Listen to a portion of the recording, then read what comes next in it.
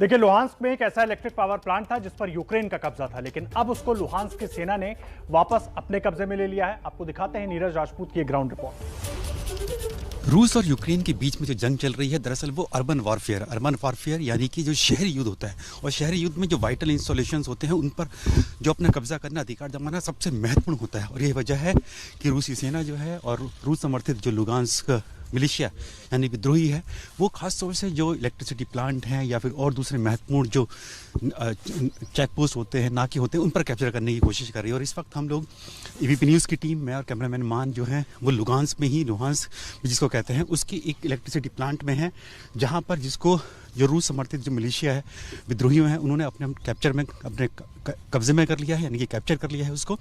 और यहाँ पर हम लोग पहुँचे हैं उन्होंने ये दिखाने के लिए कि जब यहाँ पर जब यूक्रेन की सेना का अधिकार था, यूक्रेन की गवर्नमेंट का, तो उन्होंने यहाँ की जो इलेक्ट्रिसिटी थी, जो बिजली थी, पावर सप्लाई थी, वो तक भी बंद कर दी थी। इसीलिए बेहद ज़रूरी था कि इस इलेक्ट्रिसिटी प्लांट को जो रूसी सेना है और रूस समर्थित जो मिलिशिया है उसको कैप्चर कर ले, और उसी के लिए उन्होंने यहाँ पर ये किया है।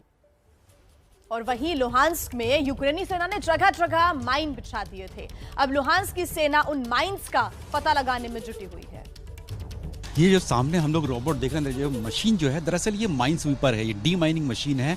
और ये जगह जगह पर जब जैसे ये इलेक्ट्रिसिटी प्लांट है, इसके चारों तरफ जो है माइंस बिछा दी गई थी यूक्रेन सेना द्वारा। तो ये जो डी माइनिंग जो मशीन है, ये या जिसको व्हीकल भी बोल सकते हैं, ये नीचे से उन माइंस को निकालती है, क्योंकि यहाँ पर जगह जगह पर माइंस लगी हुई हैं। हमने देखा यहाँ पर माइंस लगी हुई, तो उनको माइंस को निकाल के उनको डिफ्यूज़ करने का काम करता है। तो ये अर्बन वॉरफेयर यानी कि शहरी युद्ध जो होते हैं, उनमें ये बहुत महत्वपूर्ण होता है कि इस तरह के जो वाइटल इंस्टॉलेशंस होते हैं उनमें उनके चारों तरफ जो सुरक्षा जो बना के रखी जाए, ताकि जो यहाँ पर सैनिक हैं या कर्मचारी जो काम करेंगे यहाँ पर, वो इसकी चपेट में ना आ जाए।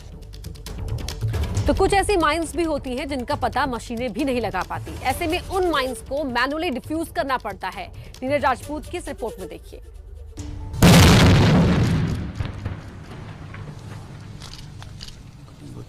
ये देखा हमने, यहाँ पर जो माइंस थी वो उसको जो मशीन भी नहीं निकाल पाई थी, तो उसको सैपर ने जाके वहाँ से निकाला। और ये जगह जगह पर ऐसी माइंस लगाई गई हैं। जो यूक्रेन सेना थी उसने जब यहाँ से गई वो छोड़कर इन इलाकों को, तो यहाँ पर उन्होंने माइंस लगा दी। तो ये माइन जो थी यहाँ पर डिफ्यूज़ की गई, सैपर द्वारा की गई, क्योंकि मशीन जो थी, जो डी माइनिंग माइन स्वीपर है, वो पता नहीं लगा पा रही थी।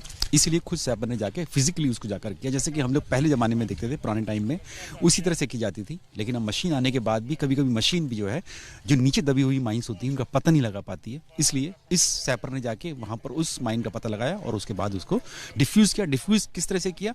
उन्होंने इस माइन में एक लंबी सी एक पट्टी लगाई, जैसे कि हम लोग पटाखे में देखते हैं, फायर क्रैकर्स में देखते हैं, और उसमें आग लगा दी। और फिर वो खुद वहाँ से दूर चले गए उस पोजीशन से जहाँ पर माइन थी, और उसके बाद वो फिर उसी में ब्लास्ट हो गया, यानी कि डिफ्यूज। इसको कंट्रोल्ड इसको ब्लास्ट करते हैं हम लोग, कि इसको कंट्रोल ब्लास्ट किया गया यहाँ पर लुगांस्क की सेना द्वारा।